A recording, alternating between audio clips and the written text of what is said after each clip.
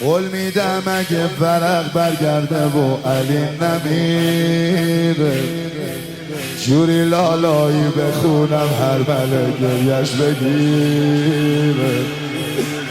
تلاش کردم حسین ازت بشنوه بابایی، عصای دست نیزه دارایی، بی تو از این زمان سیره. آی گل یاسم بگو کی از شاخ تو رو چیده، لبت هنوزم بوی شیر میده.